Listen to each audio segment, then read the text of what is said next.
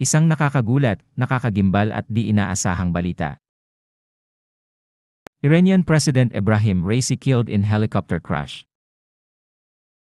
Si Pangulong Ebrahim Raisi at ang Foreign Minister ng Iran ay namatay sa isang pag-crash ng helicopter na iniwan ang bansa na walang dalawa sa mga pinakamaimpluwensyang tao nito.